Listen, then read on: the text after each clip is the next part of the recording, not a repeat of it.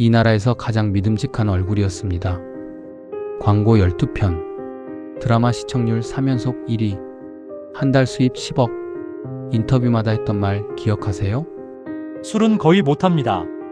그 말을 한 사람이 술을 마시고 차를 몰았습니다. 사람을 쳤습니다. 그리고 달아났습니다. 사고는 단 한순간이었습니다.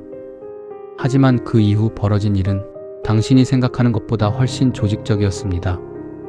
사고는 한순간이었지만 은폐는 인생을 집어삼켰다. ACT149 이 정도는 괜찮겠지. 2026년 2월의 어느 목요일 밤, 서울 강남구 논현동 한복판. 자정이 넘은 거리는 여전히 붉고 시끄러웠다. 클럽과 고깃집과 포차가 뒤섞인 이 골목에서는 새벽 2시가 되어도 사람들이 사라지지 않는다. 택시들이 줄을 잇고 대리운전 기사들이 스마트폰을 들고 번호판을 확인하며 뛰어다니고 술에 취한 젊은이들이 웃음소리를 흘리며 흩어지는 곳. 이 도시의 밤은 낮보다 솔직하다. 낮에는 감추는 것들이 밤이 되면 골목으로 흘러나온다. 그 골목 안쪽 조용한 프라이빗 룸이 있는 일식 오마카세 레스토랑 긴자 히로의 뒷문이 열렸다. 먼저 나온 것은 검은 야구 모자였다. 그 아래로 마스크, 그 위로 선글라스? 자정이 넘은 시각에 선글라스를 쓴 남자. 하지만 이 동네에서 그런 사람을 이상하게 보는 눈은 없다. 오히려 알아봤다가는 사진 찍힌다는 걸 아는 사람들이 모인 거리니까. 이 골목은 그런 암묵적 규칙이 있다. 모른 척이 예인 곳. 남자의 이름은 강준혁. 나이 34. 배우. 데뷔 12년 차. 드라마 3편 연속 시청률 1위. 영화 누적 관객 수 3천만. 광고 계약 12편. 한 달 광고 수입만 10억을 넘기는 이 나라에서 가장 잘 나가는 얼굴 중 하나. 그의 이름이 붙은 상품은 잘 팔렸고 그의 얼굴이 들어간 광고는 조회수가 잘 나왔다. 브랜드들이 그를 원했다. 이유는 단순했다. 믿음직스러운 이미지, 바른 사람처럼 보이는 얼굴, 겉으로 보면 완벽한 사람이었다. 방송에서는 항상 진중하고 겸손했다. 팬미팅에서는 한 명 한 명과 눈을 맞췄다. 인터뷰에서 술은 거의 못합니다. 건강관리가 최우선이에요라고. 말에서 기사가 나기도 했다. 그 기사 아래 댓글들은 한결같았다. 역시 준혁이 오빠는 달라. 이런 연예인이 몇이나 있겠어. 교과서 같은 사람이네. 그러나 지금 이 순간 뒷문을 나서는 강준혁의 걸음은 똑바르지 않았다. 오늘 모임은 지인 소개로 이루어진 자리였다. 투자자 3명, 드라마 제작사 대표 1명, 그리고 준혁. 총 5명이서 6시간을 마셨다. 처음 3병은 맥주였고 그 다음은 사케였고 마지막 2시간은 고량주였다. 준혁은 자신이 얼마나 마셨는지 정확히 알지 못했다. 아니, 알려고 하지 않았다. 원래 오늘은 절주하려고 했다. 내일 오전 10시에 광고 촬영이 잡혀 있었다. 하지만 제작사 대표가 잔을 내밀 때 거절하는 건 결례처럼 느껴졌다. 투자자들은 그를 보기 위해 일부러 부산에서 올라왔다고 했다. 한 잔만. 그 생각이 6잔이 되고 10잔이 되었다. 사람은 이렇게 무너진다. 한 번에가 아니라 매번 이번만은 괜찮겠지라는 생각을 10번 반복함으로써 룸을 나올 때 그는 자신이 괜찮다고 생각했다. 사람은 취했을 때 가장 강하게 나는 안 취했다고 믿는다는 연구 결과가 있다. 알코올은 뇌의 자기평가 기능을 먼저 마비시키기 때문이다. 스스로를 판단하는 능력이 사라지고 나서야 그때부터 비로소 내가 취했나? 라는 의심 자체가 발생하지 않는다. 즉 가장 취했을 때 가장 취하지 않았다고 느낀다. 이것이 알코올이 무서운 이유다. 강준혁은 그 상태였다. 뒷골목에 세워둔 차는 검은 제네시스 G90이었다. 번호판은 렌터카 회사 명의로 되어 있었는데 이건 유명인들이 흔히 쓰는 방법이다. 본인 명의 차를 몰면 번호판만 봐도 누군지 알 수 있으니까 소속사 법인 명의로 차를 등록해두고 전담 차량처럼 사용한다. 업계에서 흔한 관행이었다. 조수석에 앉아있던 매니저 오태준이 내려왔다. 형 오늘 좀 과하셨죠? 제가 운전할게요. 오태준은 준혁보다 6살 어렸다. 준혁이 25에 데뷔하던 해 19살이었던 태준은 그때부터 매니저 일을 시작했다. 9년째. 그에게 강준혁은 그냥 아티스트가 아니었다. 형이었다. 동시에 생계였다. 자신의 20대 전부를 이 사람 곁에서 보낸 시간이 있었다. 괜찮아. 준혁은 태준의 팔을 가볍게 밀어내며 운전석으로 걸어갔다. 형 진짜 오늘은 내가 안 취했다고. 그 말투가 완강했다. 태준은 잠깐 멈췄다. 이럴 때 강준혁을 막는 건 쉬운 일이 아니었다. 취한 사람은 자신이 취하지 않았다는 걸 증명하려는 욕구가 강해진다. 막으면 막을수록 더 오기로 핸들을 잡으려 한다. 태준은 경험으로 그걸 알고 있었다. 그래도 이번만큼은 달랐다. 형이 오늘 얼마나 마셨는지 태준은 직접 봤다. 형 저 무면허 아니에요. 제가 운전하면 안 되는 거 아니잖아요. 넌 조수석에 타. 준혁이 문을 열었다. 차에서 나오는 에어컨 바람이 얼굴을 때렸다. 잠깐 비틀거렸다. 아주 잠깐이었지만 태준은 그걸 봤다. 준혁은 보지 못했다. 이 순간이 분기점이었다. 태준이 조금 더 강하게 막았다면, 혹은 준혁이 잠깐이라도 멈춰 서서 자신의 상태를 객관적으로 돌아봤다면 이 이야기는 여기서 끝났을 것이다. 하지만 그렇게 되지 않았다. 이유는 단순하다. 인간은 멈추는 것보다 계속 가는 것이 더 쉽다고 느끼는 순간이 있기 때문이다. 특히 술이 그 판단력을 이미 조금씩 갉아먹고 있을 때. 태준이 조수석에 탔다. 준혁이 운전석에 탔다. 시동이 걸렸다.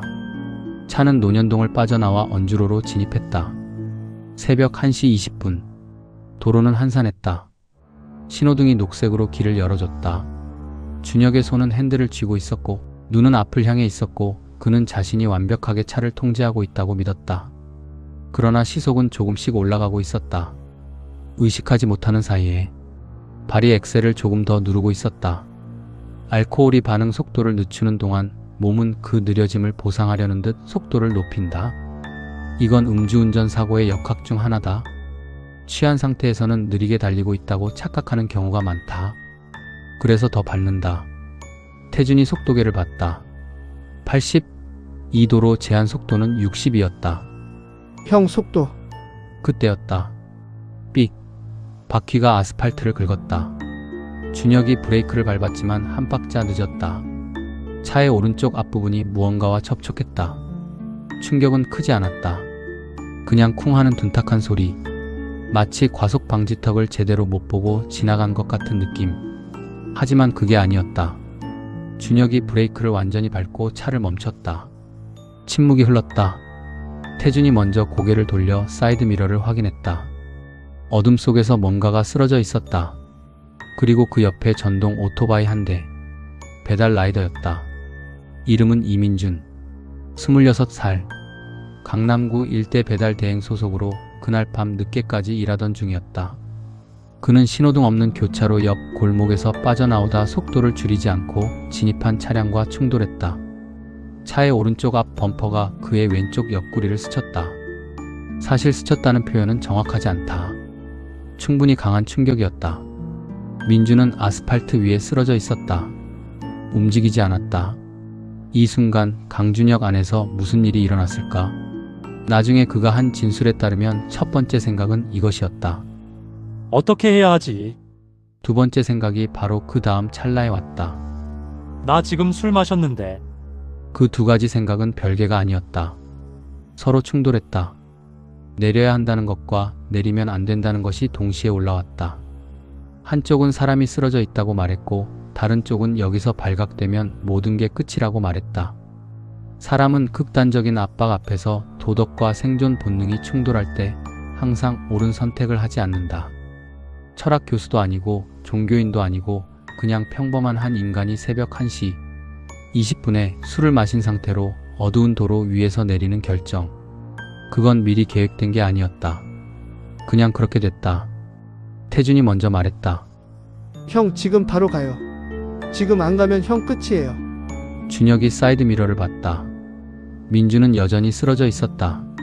주변에 사람은 없었다. 골목의 가로등 하나가 깜빡이고 있었다.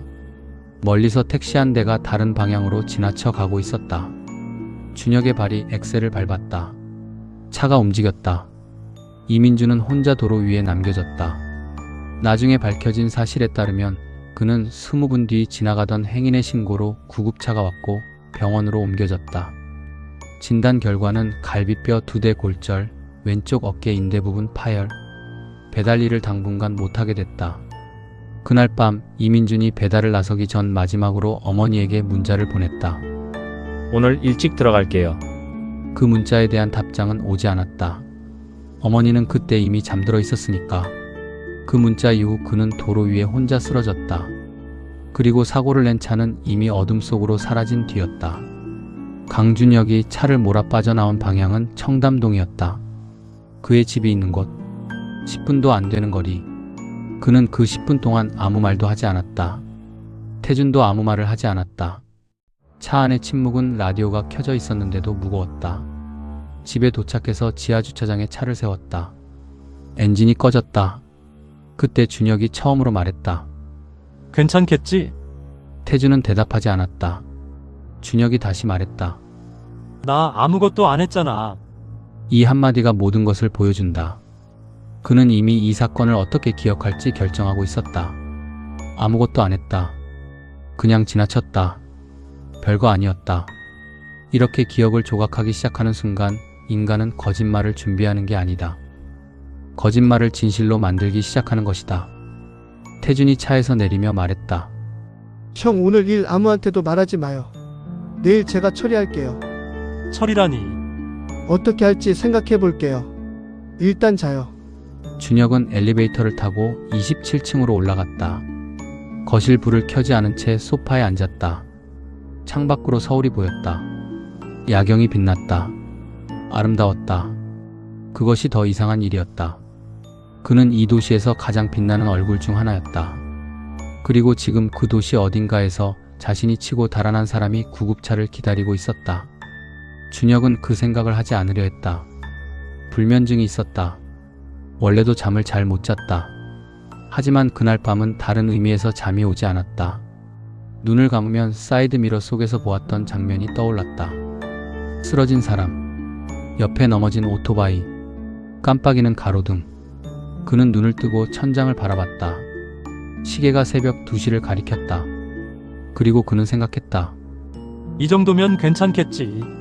크게 다친 것 같지는 않았어. 이 생각 하나로 그의 오늘 밤이 마무리되었다. 사고는 그렇게 끝났다. 하지만 은폐는 이제 막 시작되었다. ACT 술타기 앤드 조작, 진실이 묻히는 과정. 다음날 아침 8시 오태준은 강남구 청담동에 있는 스타일리스트 사무실 근처 카페에 앉아 커피를 마시고 있었다. 잠을 자지 않은 것처럼 보였다. 실제로 그랬다. 그는 새벽 내내 전화를 했다. 소속사 법무팀장 최석진, 홍보이사 박지선, 그리고 유사한 상황을 처리해 본 적이 있다는 사람 둘. 전화를 하면서 태준은 노트에 적었다. 메모가 아니라 계획이었다. 이것이 바로 이 이야기의 두 번째 층위가 시작되는 순간이다. 개인이 실수를 저질렀다. 그 순간까지는 개인의 문제다. 하지만 그 순간 이후 그것을 어떻게 처리하느냐는 더 이상 개인만의 문제가 아니다. 시스템이 개입한다. 오태준 혼자가 아니라 그 뒤에 있는 소속사 구조 전체가 움직이기 시작한다. 술타기라는 말이 있다. 일반인들에게는 생소한 용어일 수 있다. 음주운전 단속을 피하기 위해 사고 이후 추가로 알코올을 섭취하는 행위다. 혈중 알코올 농도 측정은 현재 시점 기준으로 이루어지기 때문에 사고 당시 술을 마신 상태였더라도 이후 충분한 시간이 지나 측정이 이루어지면 농도가 낮아진다. 반대로 사고 이후 충격의 집에서 술을 마셨다고 주장하면 사고 당시의 혈중 농도를 법적으로 입증하기가 극도로 어려워진다. 이것이 술타기의 원리다. 오태준이 그날 아침 작성한 계획의 첫 번째 항목은 이것이었다. 사고 당시 측정 불가 상황 만들기. 준혁이 사고를 낸 건 새벽 1시 20분이었다. 경찰이나 피해자 측이 신고하거나 연락을 취하려면 시간이 걸릴 것이다. 그 시간을 최대한 확보하는 것이 첫 번째 목표였다. 태준은 준혁에게 전화했다. 형 지금 일어났어요. 응, 집에 술 있어요. 왜? 지금 바로 마셔야 해요. 소주든 맥주든 뭐든 무슨 소리야? 설명할게요. 지금 당장요. 태준이 준혁에게 설명한 것은 다음과 같았다. 만약 경찰이 어젯밤 사고와 관련해 준혁에게 연락이 오거나 출두를 요구할 경우 준혁은 귀가 후 충격으로 술을 마셨다고 진술해야 한다는 것. 그리고 실제로 지금 술을 마셔두면 혈중 알코올 농도가 실제로 측정되더라도 사고 이후 음주라고 주장할 수 있는 근거가 생긴다는 것. 준혁은 전화기를 들고 서 있었다. 그거 괜찮은 거야? 법적으로 막기 어렵게 만드는 거예요. 불법이 아니에요. 전술이에요. 준혁은 냉장고를 열었다. 맥주 2캔이 있었다. 그는 캔을 꺼내서 열었다. 아침 8시에 맥주를 마셨다. 이 장면이 중요하다. 이 순간 준혁은 단순히 사고 후 도주한 사람이 아니라 그것을 적극적으로 은폐하기로 결정한 사람이 되었다. 사고를 내는 것과 은폐를 결정하는 것은 다른 차원의 선택이다. 전자는 실수일 수 있다. 후자는 의도다. 그는 맥주를 마셨다. 오전 10시 소속사 대표 윤성재가 회의실에 들어왔다. 윤성재는 연예기획사 스타더스트 엔터테인먼트 대표다. 설립 17년, 소속 아티스트 43명. 이 중 강준혁은 회사 전체 매출의 32%를 혼자 담당하는 핵심 자산이다. 그는 상황을 들었다. 오태준으로부터 밤새 보고를 받은 법무팀장 최석진과 함께였다. 윤성재는 앉지 않고 서서 물었다. 피해자가 신고했어. 아직요. 어제 새벽에 다른 신고자가 먼저 신고해서 구급차 갔는데 그쪽이 뺑소니 신고는 안 한 것 같아요. 피해자 본인도 아직 움직임이 없어요. 병원은 어디로 갔어? 삼성서울병원 응급실이요. 이름 확인됐어. 이민준 26세. 윤성재가 최석진을 봤다. 최석진이 말했다. 일단 접촉 시도해 봐야죠. 직접 가면 안 되고 간접 경로로. 얼마나? 최석진이 잠깐 생각했다. 1억 5천. 합의서 받는 조건으로. 만약 안 되면 2억까지. 이 숫자들이 나오는 방식을 들어라. 사람이 쓰러져 있다. 이름이 생겼다. 이민준 26. 그러나 이 방 안에서 그는 이름이 아니라 숫자로 처리된다. 1억 5천, 2억, 합의서. 이건 이 사람들이 나쁜 사람이기 때문만이 아니다. 이게 이 시스템이 작동하는 방식이다. 사람을 처리하는 데에 익숙해진 조직은 사람을 변수로 본다. 얼마나 빨리, 얼마나 싸게, 얼마나 조용하게 처리할 수 있는가. 피해자는 그 계산식의 독립변수였다. 오후 2시, 오태준이 직접 삼성서울병원으로 갔다. 병문안 형식으로 접근했다. 이민준의 병실을 알아냈다. 꽃을 사들고 갔다. 병실 문을 열었을 때 이민준은 침대에 누워 있었다. 왼쪽 가슴에 테이프가 붙어 있었다. 오른손에 수액 주사 라인이 꽂혀 있었다. 태준이 먼저 말을 꺼냈다. 안녕하세요. 어제 사고 관련해서요. 민준이 태준을 봤다. 침묵. 저희가 책임지려고 합니다. 치료비 전액이랑 생계 보장하는 수준에서 합의를 드리고 싶어서요. 민준이 말했다. 어제 차가 도망갔는데요. 저도 알고 있어요. 사람이 쓰러진 거 알면서 그냥 갔어요. 그게 책임지겠다는 거예요. 태준은 대답하지 못했다. 그 차 번호 기억해요. 경찰에 신고 안 한 건 아직 생각 중이어서예요. 근데 이렇게 오셨으니까.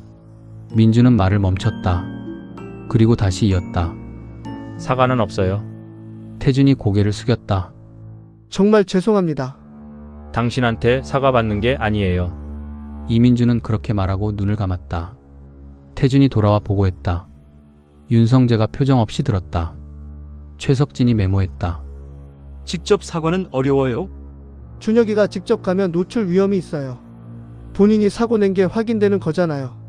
그럼 합의금 올려요. 2억 5천. 그게 맞는 방향일까요? 윤성재가 최석진을 봤다. 최석진이 말했다.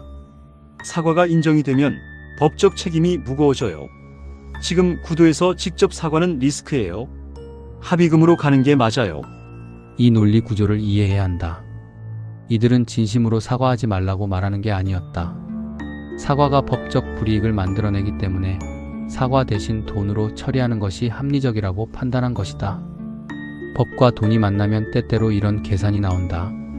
사람의 감정보다 리스크 계산이 앞서는 방. 그날 오후 늦게 연예 전문 매체 3곳의 보도자료가 발송되었다.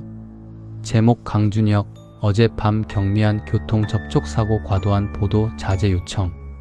내용은 이렇다. 어젯밤 강남구 일대에서 강준혁 차량이 접촉 사고를 냈다.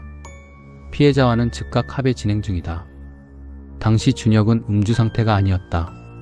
지나치게 과장된 보도는 자제해달라. 이 보도 자료에는 두 가지 거짓말이 들어있었다. 첫 번째, 즉각 합의 진행 중. 아직 피해자는 합의를 받아들이지 않았다. 두 번째, 음주 상태가 아니었다. 이건 사실이 아니었다. 세 번째 거짓말은 숨긴 것이다. 뺑소니 사실 자체를 보도 자료에서 완전히 빠뜨렸다. 이렇게 기사가 나갔다. 다음날 아침 연예뉴스 포털 메인 화면에 두 줄짜리 기사가 올라왔다. 강준혁 가벼운 접촉 사고. 피해자 합의 진행 중. 댓글이 달렸다. 에구, 별거 아닌 거네. 연예인이라고 오빠들 하지 말자. 준혁이 오빠 조심해. 이민주는 그 기사를 병실에서 읽었다. 사고는 자정이 지나서 일어났다. 뺑소니 신고는 없었다. 혈중 알코올 농도 측정도 이루어지지 않았다. 합의금 협상은 진행 중이었다. 언론은 가벼운 접촉 사고로 정리되었다. 11시간 만에 사건은 이미 다른 모양이 되어 있었다. 이것이 은폐의 속도다. 진실은 시간이 필요하다. 거짓은 시스템이 있으면 하룻밤에 만들어진다. 강준혁은 그날 광고 촬영장에 나타났다. 누가 봐도 피곤해 보였다. 스태프들은 그냥 일이 많아서 그런가 보다 했다. 준혁은 카메라 앞에서 웃었다. 제품 냄새 맡는 연기를 했다. 진짜 향이 좋네요라고. 애드립을 쳤다. 감독이 웃었다. 현장 분위기가 좋았다. 그는 연기를 했다. 아주 잘. 그리고 카메라가 꺼진 뒤 분장실로 들어가 문을 잠그고 화장실 변기 앞에 앉았다. 역류하는 느낌이 잠깐 올라왔다가 가라앉았다. 거울에 비친 자신의 얼굴을 봤다. 그 눈이 말하고 있었다.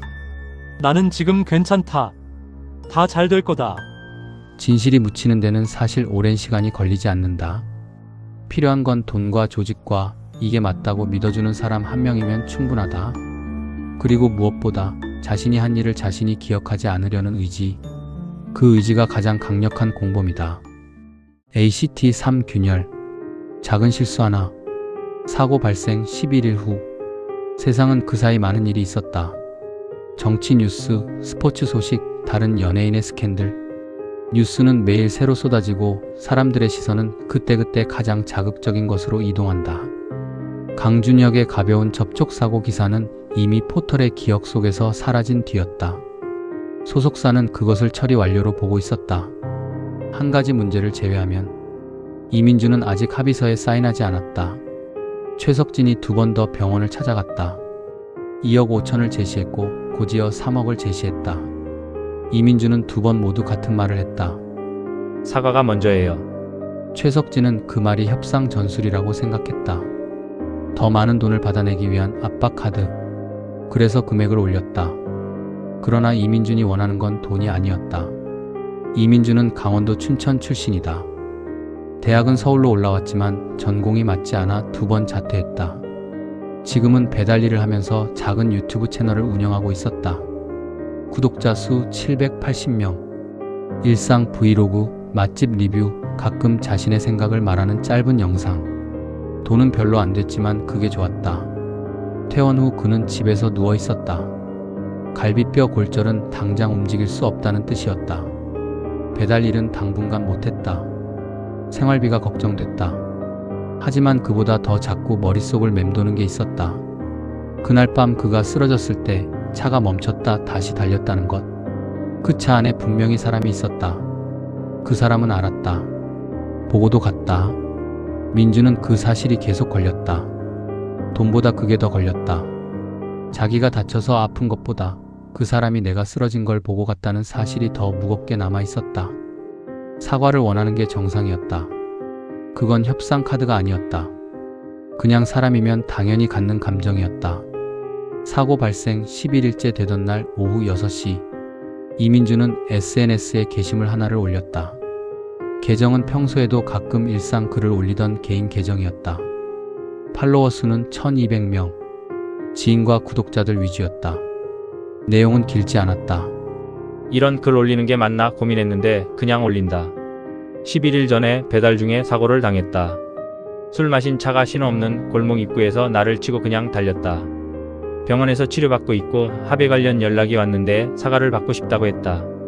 아직도 못 받았다. 그게 이상한 건지 모르겠다. 근데 나한테는 그게 중요했다. 그게 전부였다. 유명인 이름은 없었다. 차 번호판도 없었다. 그냥 어느 청년의 개인 경험 기록처럼 읽혔다. 하지만 댓글이 달리기 시작했다. 공유가 됐다. 지인들이 공유하고 그 지인의 지인이 공유하고 누군가가 관련 정황을 엮어 올린 트위터 글이 리트윗되기 시작했다. 혹시 이거 그 접촉사고 기사랑 관련된 거 아님? 누군가 준혁의 이름을 달았다. 강준혁 사고 당시 음주라는 제보 있음이라는 익명 커뮤니티 글이 올라왔다. 그때까지도 소속사는 이 흐름을 감지하지 못하고 있었다. 사고가 나던 밤 골목 입구에는 편의점이 하나 있었다. GS25 24시간 운영. 내부 CCTV가 골목 방향을 향해 있었다. 그 편의점 알바생 홍도현 23살. 심야 근무 중이었다. 사고 소리를 들었고 혹시 해서 스마트폰을 들고 창문 쪽으로 갔다가 차가 달려가는 것을 봤다. 본능적으로 영상을 찍었다. 차의 뒷모습 그리고 쓰러진 사람의 모습이 담겼다. 그는 처음엔 그냥 경찰 신고할 때 쓰려고 저장해뒀다. 그런데 신고를 해봤더니 이미 다른 신고가 들어가 있었다고 했다. 그래서 그냥 파일을 폰에 갖고 있었다. 그런데 이민준의 SNS 게시물이 퍼지기 시작하면서 도현은 생각이 바뀌었다. 유튜브 채널 연예계 실화탐구에 제보를 넣었다. 이 채널은 구독자 48만 명의 중견 고발 채널이었다. 연예계 관련 내부 제보를 받아 검증하고 당사자 측의 입장을 묻고 그것을 영상으로 정리해 올리는 방식으로 운영됐다. 불법 촬영, 계약 사기, 성희롱 여러 사건을 다뤄왔다. 강력하진 않지만 꾸준히 신뢰를 쌓아온 채널이었다. 도현의 제보는 세 가지였다. 첫째, 사고 당일 새벽 촬영한 스마트폰 영상. 둘째, 편의점 내부 CCTV 녹화 파일 일부 법적 절차 없이 제공. 셋째, 차량 번호판 마지막 4자리. 채널 운영진이 번호판을 추적했다. 렌터카 업체 명이었다. 그 렌터카 업체의 주요 계약사 목록 중에 스타더스트 엔터테인먼트가 있었다. 그리고 스타더스트의 대표 아티스트 중 가장 최근에 강남구 일대 활동 기록이 있는 인물 강준혁. 채널은 준혁 측에 공식 입장을 요청하는 이메일을 보냈다. 소속사 공식 메일로. 소속사가 그 이메일을 받은 건 오후 2시였다. 이메일을 발견한 건 홍보이사 박지선이었다. 그가 읽자마자 최석진에게 전달했고 최석진이 윤성재에게 보고했다. 어디까지 알고 있어요? 번호판 추적까지 됐어요. 영상도 있다고 하는데 어느 정도 화질인지 모르겠어요. 준혁이 얼굴 나와. 모르겠어요. 야간이고 뒷모습이라 하는데. 이민준이 제보한 거야? 아니요. 편의점 알바생인 것 같아요. 이름이 홍도현이라고. 윤성재가 잠시 침묵했다. 영상 확보 가능해? 최석진이 고개를 저었다. 편의점 CCTV는 이미 넘어간 것 같고 개인 영상도 제보자가 보낸 거면 우리가 어떻게 할 수 없어요. 채널에 연락해. 어떻게요? 광고 집행협의 명목으로 조용히. 소속사는 연예계 실화탐구 채널 운영자에게 연락을 시도했다. 광고 협찬 제의 형식이었다. 채널 운영자는 협찬 제의를 거절했다. 그리고 오히려 제의가 들어온 사실 자체를 영상에 포함시키기로 결정했다. 더 큰 균열이 생겼다. 이틀 후 연예계 실화탐구가 영상을 업로드했다. 제목 음주 뺑소니 사건, 이 연예인의 차가 맞습니다. 제보 영상 포함. 업로드 2시간 만에 조회수 20만을 넘겼다. 4시간 만에 50만. 11시간이 지나자 200만이었다. 댓글창이 폭발했다. 초반에는 설마 진짜야? 아직 확인 안 됐잖아 라는 반응도 있었다. 그러나 영상 안에 포함된 번호판 추적 과정, 소속사의 광고 협찬 시도, 그리고 현장 영상의 존재가 공개되자 분위기가 빠르게 바뀌었다. 강준혁의 팬덤은 수십만 명이었다. 준혁이가 그런 사람이 아니다라는 방어가 즉각 터져나왔다. 커뮤니티에 글이 쏟아졌다. 조작된 거다. 제보자가 돈 받은 거 아니냐. 음주인지 아직 확인도 안 됐잖아. 그러나 동시에 다른 흐름도 있었다. 사실이라면 당장 사과해야 한다. 팬이라서 더 화가 난다. 이런 거 덮으려 한 거면 팬 무시하는 거다. 하나의 팬덤이 두 개로 쪼개지기 시작했다. 이런 균열은 한번 시작되면 봉합이 쉽지 않다. 각자 믿고 싶은 것이 다르기 때문이다. 누군가는 아이돌이 결백하기를 바라고 누군가는 진실이 밝혀지기를 바란다. 그 두 가지가 충돌하면 공동체는 쉽게 깨진다. 이 모든 것이 터지는 동안 준혁은 어디 있었을까? 드라마 촬영 중이었다. 지방 오픈 세트장이었다. 핸드폰을 제대로 볼 시간도 없는 빡빡한 스케줄. 오태준이 중간중간 상황을 보고했지만 촬영 중간에는 전화가 연결이 잘 안 됐다. 저녁 촬영이 끝나고 나서야 준혁이 기사를 봤다. 검색창에 자신의 이름을 쳤다. 연관 검색어에 음주운전, 뺑소니, 실화 탐구가 붙어 있었다. 유튜브 썸네일에는 흐릿한 야간 영상 위에 자신의 이름이 있었다. 그는 핸드폰을 내려놓았다. 태준에게 전화했다. 나 영상에 나와. 아직 얼굴은 확인이 안 됐어요. 어떻게 되는 거야? 법무팀이랑 대책회의 중이에요. 형은 아무 말도 하지 말고요. 절대로. 내가 직접 해명하면 안 돼. 지금 해명하면 인정하는 거예요. 조용히 있어야 해요. 준혁이 통화를 끊었다. 그리고 오랫동안 앉아 있었다. 처음으로 이런 생각이 들었다. 내가 그날 바로 내려서 사과했으면 어땠을까? 늦은 생각이었다. 하지만 그건 인간의 공통된 패턴이기도 하다. 피할 수 없어질 때가 되어서야 처음부터 했어야 할 일의 무게가 느껴진다. 같은 시각 이민주는 집에서 유튜브 영상을 보고 있었다. 자신의 게시물에서 시작된 이 파장이 이렇게까지 퍼질 줄은 몰랐다. 댓글에 자신의 이름이 언급되기 시작했다. 기자들이 연락을 해왔다. 인터뷰를 요청하는 DM이 쏟아졌다.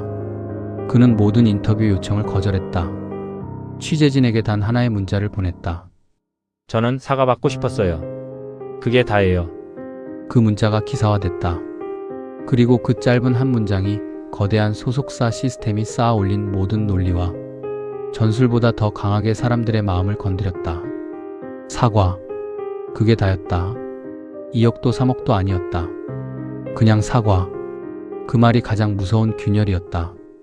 ACT 4붕괴. 끝까지 부정 결국 들통. 사고 발생 22일 후 강남경찰서 형사과.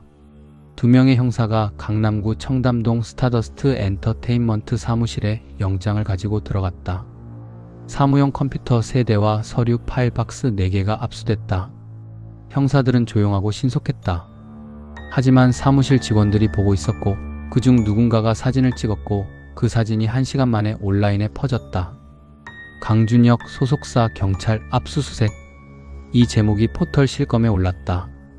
압수수색은 예고 없이 온다. 그게 포인트다. 사전에 알면 증거를 인멸하니까. 이 원칙대로 경찰은 움직였다. 소속사는 법무팀장 최석진이 법무법인에 연락하는 데 걸린 시간만큼만 혼란에 빠져 있었다. 그 이후엔 조용했다. 침묵이 최선이라는 걸 알기 때문이다. 문제는 최석진이 연락을 취하기 전에 이미 오태준이 형사들과 마주쳤다는 것이다. 오태준은 사무실 로비에서 압수수색팀과 조우했다. 형사가 물었다. 오태준 씨 맞죠? 네, 지금 임의 동행 가능합니까? 참고인 조사 때문에요. 태준이 잠깐 멈췄다. 그 잠깐이 결정적이었다.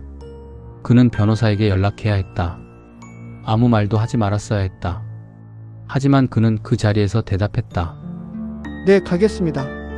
오태준은 강남경찰서 조사실에서 4시간 동안 형사와 마주 앉았다.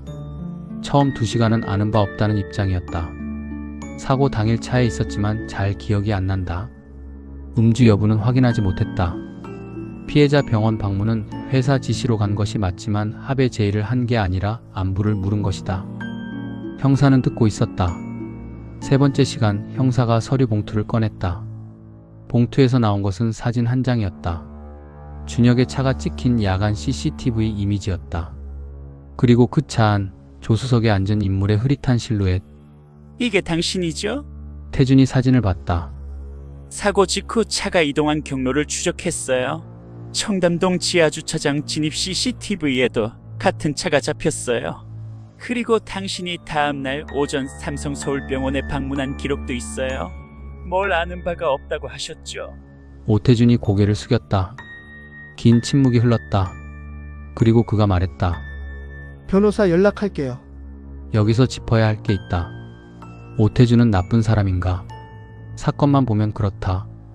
그는 도주를 조용히 도왔고 술타기를 유도했고 피해자에게 합의금을 들고 갔고 언론에 허위 사실이 담긴 보도자료 배포에 관여했다. 법적으로 보면 이미 공모와 방조의 영역에 걸쳐 있다. 하지만 그가 이 모든 것을 처음부터 계획한 건 아니었다. 그는 9년을 강준혁 옆에서 살았다. 준혁이 어떤 사람인지 누구보다 잘 알았다. 준혁의 슬럼프, 공황 발작, 불면증 그것들을 옆에서 다 봤다. 준혁을 지키는 것이 그의 일이었다. 그 믿음이 그를 이 상황까지 데리고 왔다. 나쁜 사람이어서가 아니라 나쁜 상황에서 나쁜 선택을 반복했다. 그게 더 무서운 이야기다. 태준이 조사를 받고 있다는 사실을 준혁이 안 것은 그날 오후 늦게였다. 이미 온라인에는 강준혁 매니저 경찰 조사라는 기사가 올라와 있었다. 소속사 측 변호사가 전화로 준혁에게 전했다. 지금 당장 입장 내지 마세요. 태준 씨 조사 결과 보고 그 다음에 대응해야 해요. 준혁이 전화를 끊었다. 그는 거실 창가에 서 있었다. 27층. 서울이 내려다 보이는 곳. 낮에 보는 서울은 밤과 달랐다. 덜 화려하고 더 넓고 더 복잡했다. 그는 생각했다. 태준이 경찰에 뭘 말할까? 얼마나 알고 있을까? 끝까지 버텨줄까? 그 생각을 하는 자신이 처음으로 낯설게 느껴졌다. 다른 사람이 얼마나 버텨줄지를 계산하고 있는 자신. 사고 발생 25일 후 화요일 오전. 강준혁은 매니저도 변호사도 소속사 관계자도 없이 혼자 차를 몰았다. 그가 도착한 곳은 강남경찰서였다. 첩수대에 서서 말했다. 자진 출두하러 왔습니다. 음주 뺑소니 사건 관련해서요. 담당 형사가 잠깐 준혁의 얼굴을 확인하고 뭔가를 적기 시작했다. 준혁은 조사실로 들어갔다. 왜 자진 출두했을까? 변호사는 반대했다. 소속사도 반대했다. 지금 자수하는 건 모든 걸 인정하는 것이고 그렇게 되면 재판에서 불리하지 않다고 설득할 수 없게 된다고. 조금만 더 기다리면 혐의 자체가 불분명해질 수도 있다고. 하지만 준혁은 갔다. 이유가 무엇이었는지는 그가 나중에 증언한 내용에서 알 수 있다. 태준이가 혼자 조사받고 있다는 걸 알았을 때요. 그게 맞지 않다고 생각했어요. 제가 한 일이니까. 이 말에서 드러나는 것은 뭔가? 죄책감. 그리고 그것과 함께 온 최소한의 책임감. 늦었다. 25일이나 늦었다. 이미 시스템 전체가 은폐에 관여했고 이민주는 오랫동안 혼자 병원에 있었다. 그 사실은 사라지지 않는다. 하지만 그가 그날 자진 출두를 결정한 것 또한 사실이다. 사람은 이렇게 복잡하다. 오래 나쁜 선택을 반복하다가 갑자기 옳은 걸 한다. 그게 그를 좋은 사람으로 만들지는 않는다. 하지만 완전히 나쁜 사람으로도 만들지 않는다. 그냥 인간이다. 강준혁은 조사실에서 3시간 동안 진술했다. 사고 경위, 도주 결정, 술타기 과정, 합의금 협상 지시. 숨기지 않았다. 변호사 없이 한 진술이었다. 나중에 그의 변호인이 이걸 두고 법정에서 여러 번 머리를 싸맸지만 당시의 준혁은 그냥 말했다. 형사가 마지막에 물었다. 왜 그날 내리지 않았어요? 준혁이 잠깐 있다가 말했다. 취해서 판단이 안 됐고 무서웠어요. 뭐가 무서웠어요? 다 잃는 게요. 자진 출두 사실이 언론에 알려진 건 그로부터 2시간 뒤였다. 소속사가 공식 입장을 내놨다. 짧고 건조한 문장으로 강준혁이 사고 관련 사실을 인정하고 자진 출두했습니다. 피해자에게 진심으로 사과드립니다. 그 문장 안에 음주라는 단어는 없었다. 뺑소니도 없었다. 하지만 이미 의미가 없었다. 모두가 알고 있었다. 준혁이 경찰서를 나올 때 기자들이 기다리고 있었다. 그는 카메라 앞에서 13초 동안 말했다. 피해자분께 진심으로 사과드립니다. 그날 제가 한 행동은 변명의 여지가 없습니다. 그게 전부였다. 13초. 고개를 숙인 채 말했고 그 이후 차에 탔다. 그 영상이 3시간에 퍼졌다. 광고주들의 연락이 오기 시작했다. 12개 광고 계약 중 7개가 계약 해지를 통보했다. 나머지 5개는 검토 중이었다. 드라마 측은 편집 방향을 논의하겠다고 했다. 검찰은 도로교통법 위반 음주운전, 특정범죄 가중처벌법상 도주치상 뺑소니로 기소했다. 재판은 석 달에 걸쳐 진행됐다. 최종 선고 금고 1년 2개월, 집행유예 없는 실형. 판사가 판결문을 읽으면서 한 문장을 강조했다. 피고인은 사고 직후 도주하였고 이후 은폐를 위한 조직적 시도가 있었으며 피해자에게 직접 사과한 것은 법적 처리가 불가피해진 이후였다는 점을 고려했다. 강준혁은 그 문장을 들으면서 눈을 깜빡이지 않았다. 맞는 말이었으니까. 선고 당일 재판정에 오태준은 없었다. 그도 공범으로 기소되어 별도 재판을 받고 있었다. 법무팀장 최석진은 집행유예를 받았다. 소속사 대표 윤성재는 혐의 입증이 어렵다는 이유로 불기소 처분을 받았다. 광고계는 강준혁이라는 이름을 조용히 지웠다. 그의 얼굴이 있던 자리에 다른 얼굴이 들어섰다. 팬카페는 분열됐다. 일부는 그가 자진 출두한 것에 의미를 두며 지지했다. 다른 일부는 탈퇴했다. 조용히 말없이. SNS에서 그의 이름은 한동안 검색어 상위권에 있었다. 그리고 어느 날 갑자기 사라졌다. 새로운 스캔들이 터졌기 때문이다. 다른 연예인, 다른 사건. 사람들의 시선은 그쪽으로 이동했다. 세상은 멈추지 않는다. 강준혁이 구치소로 들어가던 날 서울은 맑았다. 그는 수의를 입고 차에 올랐다. 창문 밖으로 서울이 보였다. 이 도시를 이렇게 보는 게 얼마만인가. 수많은 CCTV, 수많은 창문, 수많은 사람들. 그중 어딘가에 이민준이 있었다. ACT5 이후의 시간들. 사과는 돈으로 살 수 없다. 판결 이후 강준혁이 수감 전에 마지막으로 한 일이 있었다. 소속사도 변호사도 동행하지 않았다. 혼자 버스를 탔다. 이마트 앞에서 내려 걸었다. 이 동네에 온 건 처음이었다. 낮고 조용한 주택가였다. 배달 일하는 사람들이 사는 동네가 이렇게 생겼구나. 막연하게 생각했다. 빌라 3층. 초인종을 눌렀다. 문을 연 건 이민준이었다. 이민준은 준혁을 보고 잠깐 멈췄다. 그리고 문을 더 열지도 닫지도 않았다. 준혁이 먼저 말했다. 제가 직접 왔어야 했는데 제일 처음에. 이민준이 아무 말도 하지 않았다. 죄송합니다. 그 두 마디가 전부였다. 이민준이 잠시 준혁을 봤다. 눈이 마주쳤다. 들어오세요. 준혁이 들어갔다. 10평짜리 반지하도 아닌 3층 방. 작은 식탁, 접어서 세워둔 배달 라이더용 방진 재킷, 창가에 잡초처럼 자라는 화분 하나. 소박한 것들이 그냥 제자리에 있었다. 둘은 마주 앉았다. 민준이 말했다. 뭘 기대하고 오신 거예요? 아무것도요. 용서받으러 온 거 아니에요? 아니요. 민준이 잠깐 준혁을 봤다. 그럼 뭐 때문에요? 준혁이 말했다. 당신이 오래 기다렸잖아요. 그게 제 잘못이니까. 이민준이 오래 침묵했다. 그는 준혁을 용서했을까? 나는 그 질문에 대답하지 않을 것이다. 그건 민준의 몫이지 내가 결정해줄 수 있는 것이 아니기 때문이다. 강준혁이 잘못을 했고 뒤늦게 사과를 했다.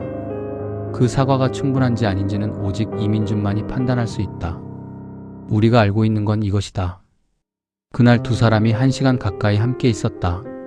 무슨 말이 오갔는지는 기록에 없다. 이민준은 이후 어떤 인터뷰에서도 그 자리에 대해 말하지 않았다. 다만 준혁이 나오면서 현관에서 한 번 더 절을 했다는 것, 그리고 이민준이 문을 닫기 전에 아무 말도 하지 않았다는 것만 알려져 있다. 침묵에도 온도가 있다. 어떤 침묵은 차갑고 어떤 침묵은 복잡하다.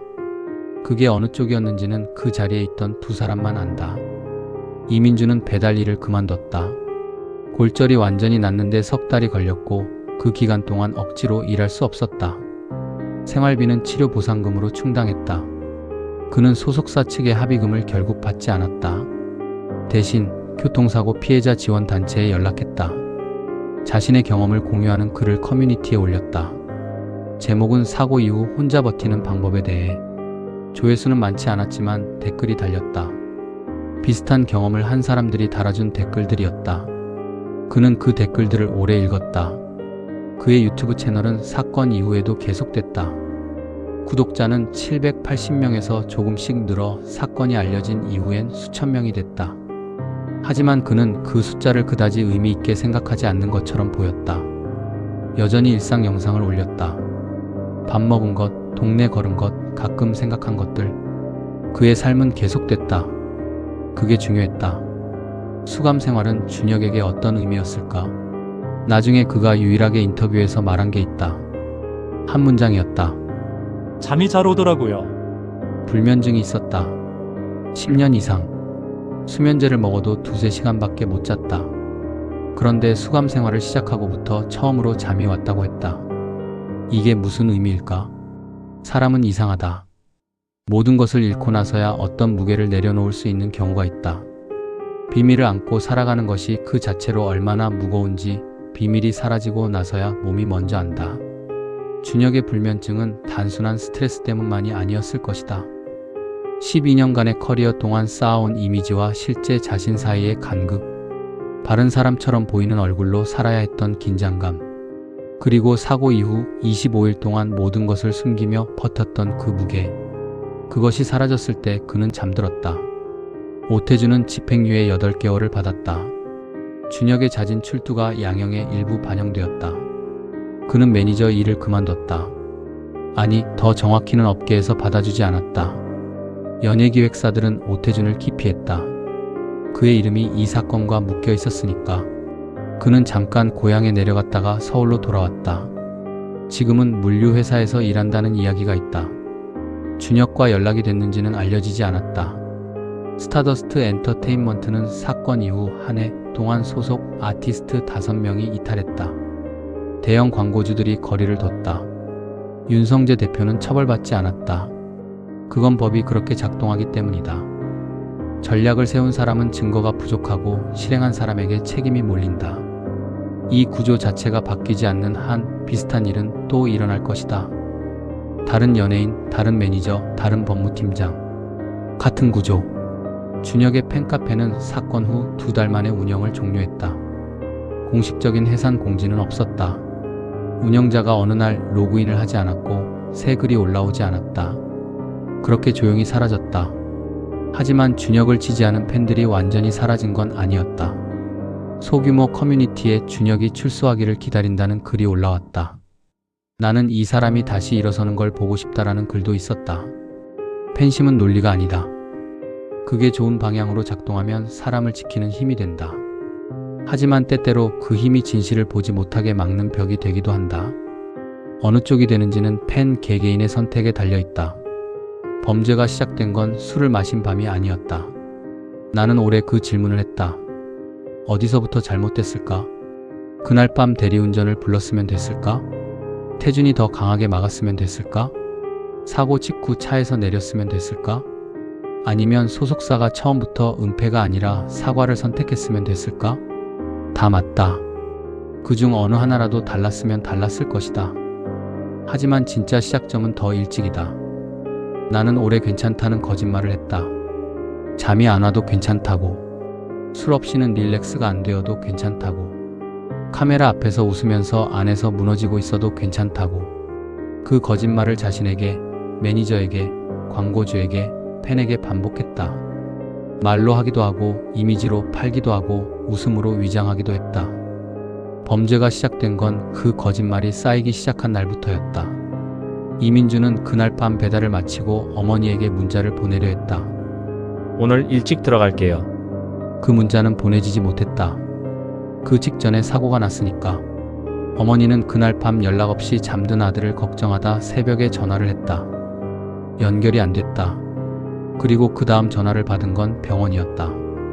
아들이 아스팔트 위에 혼자 쓰러져 있었다는 걸 어머니는 나중에서야 알았다. 이 이야기에서 가장 중요한 사람은 이민준이다. 그리고 그 어머니다. 강준혁의 이야기가 멋있게 무너진 스타의 이야기처럼 느껴질 수 있다. 잦은 출두, 진심 어린 사과, 잠을 이루는 교도소. 거기서 어떤 낭만을 읽는 사람이 있을 수 있다. 그러나 이민주는 여전히 그날 밤 혼자였다. 어머니의 연락을 못 받았다. 누군가의 서사에서 피해자라는 역할로 소비됐다. 그가 얼마나 오래 사과를 기다렸는지, 그 기다림이 어떤 느낌이었는지는 아무도 묻지 않았다. 사과는 받는 사람의 것이다. 주는 사람이 만족하는 게 아니라 받는 사람이 어느 정도 자신의 감정을 정리할 수 있어야 한다. 이민준이 그걸 언제 어떻게 정리했는지는 알 수 없다. 그건 그의 이야기다. 우리는 어떤 이야기를 듣고 싶어 하는가? 나쁜 짓을 한 사람이 벌받는 이야기, 혹은 나쁜 짓을 한 사람이 결국 반성하는 이야기, 혹은 시스템이 어떻게 개인을 망가뜨리는지, 혹은 피해자가 끝내 강한 사람임을 증명하는 이야기, 다 이 안에 있다. 그러나 어느 하나만 보면 이야기가 작아진다. 인간은 한 번에 하나의 역할만 하지 않는다.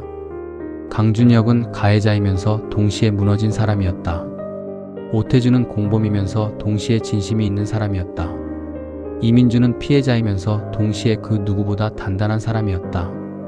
우리가 누군가를 쉽게 판단하는 건 그 복잡성을 보기 싫기 때문이다. 단순한 악당이 있으면 이야기가 편하다. 명확한 선이 있으면 내가 어느 쪽인지 쉽게 알 수 있다. 그러나 현실은 그렇게 작동하지 않는다. 사고는 한순간이었다. 은폐는 인생을 집어삼켰다. 그리고 그 모든 것의 끝에 남은 건 아스팔트 위에 혼자였던 한 사람이다. 그 사람이 어떻게 살아가는지가 이 이야기에서 가장 중요한 부분이다.